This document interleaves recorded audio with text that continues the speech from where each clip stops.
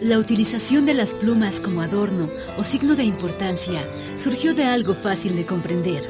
Desde el principio, el hombre admiró a las aves por el vuelo mismo y con envidia inconsciente deseó elevarse y transportarse en el aire, pero sin poder lograrlo, tuvo que conformarse usándolas como adorno.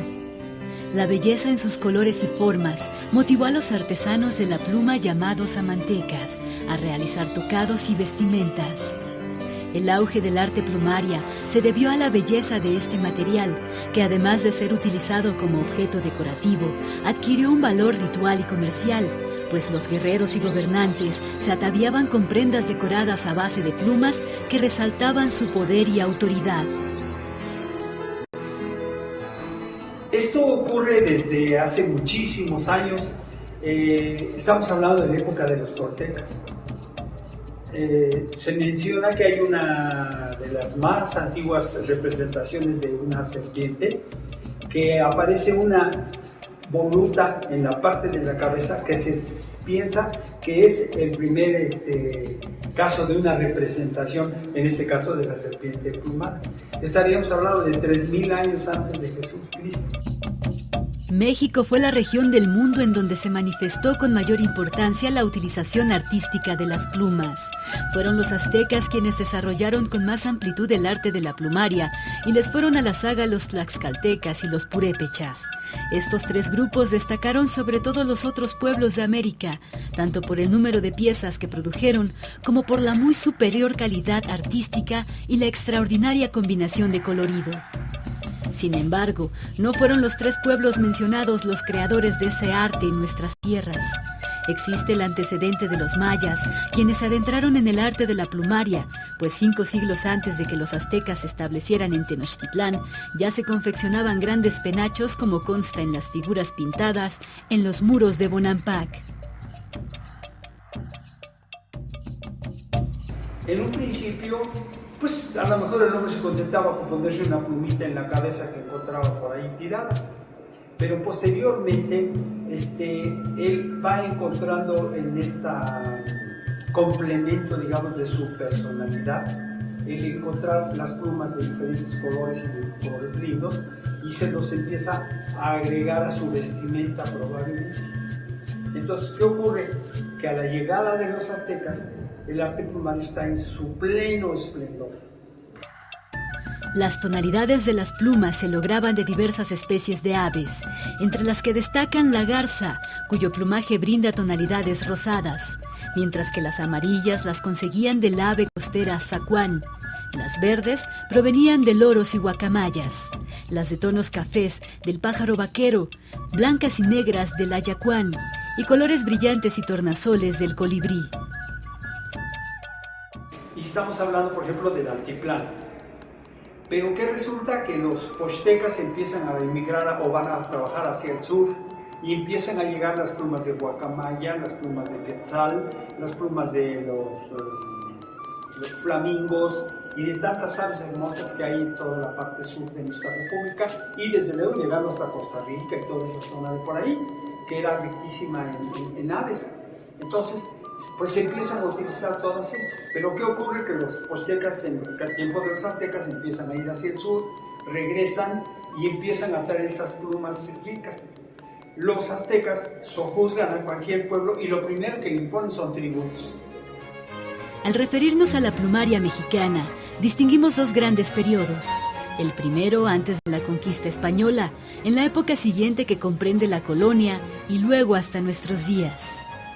El siglo XVII trajo algunas variantes en el arte plumaria novohispano, no solo en cuanto al estilo, sino a la técnica, como el abuso de las tirillas de papel.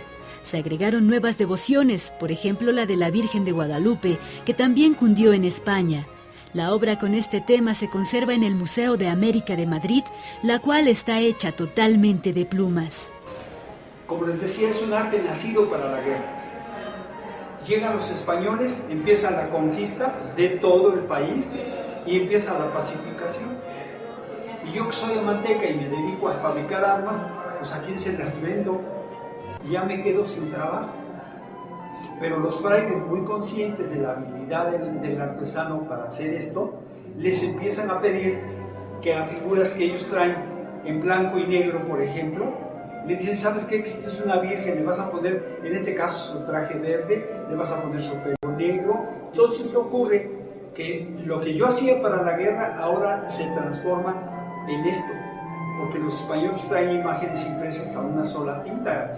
Estamos hablando del año de 1520, 1530, que también empieza la imprenta a conocerse más. Entonces, yo traigo mis imágenes a una sola tinta, tinta sepia, papel elaborado a mano, y les pido que empiecen a vestir las imágenes. La gente se tiene que dedicar a otra cosa, ya no puede haber un barrio nada más dedicado a esto. Entonces, esto forma una declinación muy fuerte. Luego, en esa época también aparece otro enemigo del arte plumaria, que es el óleo, la pintura al óleo. Si en un principio las caras de las imágenes como esta o como esta estaban elaboradas con pluma, es mucho más fácil pintarlas con óleo y caras y manos empiezan a aparecer en esas obras ya pintadas al óleo. Entonces, ¿qué ocurre? Que casi desaparece el arte. El arte de la plumaria mantuvo su edad de oro en México hasta finales del siglo XVI y principios del XVII, época en la que desaparecieron los viejos plumajeros. En el siglo XIX casi brillaron por su ausencia, y en el actual tan solo se conserva la muy reducida actividad que se practica en algunos lugares como Michoacán. Sin embargo, hay algo que hace pensar en la permanencia de las cualidades y las capacidades de algunos de los plumajeros que todavía hay en nuestro país, pues en años recientes se hizo una buena copia del llamado penacho de Moctezuma para exhibirla en el Museo Nacional de Antropología. A lo mejor exagero si digo que hay 50 personas dedicadas a esto, sí, en toda la República. Estamos hablando de más ya de 105 millones de habitantes. Afortunadamente existe una parte que es muy prolífica, que son los danzantes. Ellos han conservado mucho, sobre todo la elaboración de grandes penachos. Pero el arte plumaria como tal, en coores y en este tipo de presentaciones, casi ya no se ve. Cuando le decimos a alguien el arte plumario, en lo que más piensa, si es que lo conoce, habla del penacho de Moctezuma, que es una de las obras más acabadas y mejores hechas. Pero no es lo único. Esta pieza fue elaborada precisamente como una reminiscencia de lo que fue el arte plumario en la época de los frailes, en la conquista, en el tratar de adoctrinar al indígena. Esta es la imagen de la Virgen, esta es la madre de nuestro Señor, y esto era lo que se trabajaba. Y afortunadamente es de lo que más todavía podemos encontrar. Pero de lo anterior, casi que no hay nada. Tengo un soporte, en este caso es un papel artesanal, elaborado con isle algodón y con un tinte natural que puede ser una tierra o una planta. Este tiene que tener un cierto espesor para que tenga también una permanencia. Una vez que lo tengo, pues ya busco un diseño y lo dibujo a lápiz, muy tenue, y entonces ya hago mi diseño. El siguiente paso sería el encerado, y entonces empiezo a pegar. Digo, bueno, aquí el manto, el vestido de la Virgen va a ser en blanco, pero tiene una chalina verde que le va a cubrir, tiene un manto azul, está sentada sobre un muro de piedra, y a sus pies tiene un tapete, y a un lado están sus zapatos. Entonces ya empiezo yo a irlo vistiendo, por decir así, como si fuera uno bordando, y ir pegando cada una de las diferentes plumas. Aquí hay plumas de pato, pluma de aves acuáticas, tenemos pluma de canario, pluma de periquito australiano y algunas otras más.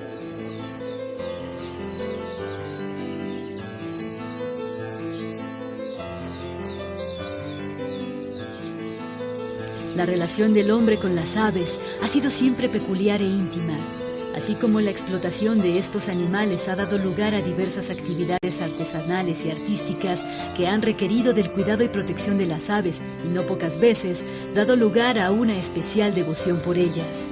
Sin embargo, en años recientes ha sido alarmante la desaparición de muchas especies, lo cual nos obliga a pensar que cualquier trabajo que requiera el uso de plumas y por ende el sacrificio de las aves no justifica de ninguna manera su aniquilación o exterminio. El amanteca o la persona que se dedica al arte plumario nunca puede sacrificar un ave, nunca. Se toma efectivamente la pluma tal como viene del ave, no se tiñe ni nada, se utiliza como es, pero no se puede sacrificar un ave. Para esto yo tengo que conocer la época del mundo. Viene la temporada de calor, el ave tira la pluma muy abrigadora, porque está viviendo en una época de frío, entonces la suelta y se viste de una pluma bastante más ligera para que se mantenga confortable. Eso es lo que yo debo conocer para ir a recogerla y poderla utilizar. Podemos concluir que, pese a la difícil historia por la que ha pasado la plumaria mexicana a lo largo de varios siglos y a las condiciones críticas, tanto ecológicas como sociales, en las que actualmente se encuentra, estamos aún en posibilidades de salvarla e incluso de revivirla.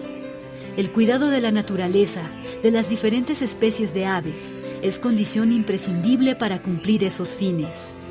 Es importante hacer conciencia sobre la estrecha relación que existe entre el trabajo de los artesanos y la exuberante biodiversidad de nuestro territorio, la tercera en importancia a nivel mundial.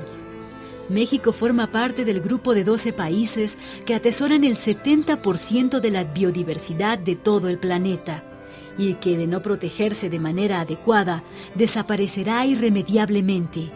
Rescatemos el arte. Aquí, a través de cursos. Esta vez el museo me ha dado esa maravillosa oportunidad de tener personas, y afortunadamente personas muy hábiles con sus manos, para que puedan continuar un poquito. Estos son algunos ejemplos de lo que se ha podido hacer. El Museo de Arte Popular tiene como misión promover y difundir la obra de los artesanos y artistas con el fin de revalorar su trabajo, considerando que más de 8 millones de personas en el país se encuentran involucradas en los procesos artesanales. Así estaremos cumpliendo con una doble misión: preservar los ecosistemas y evitar el olvido de las tradiciones del arte popular.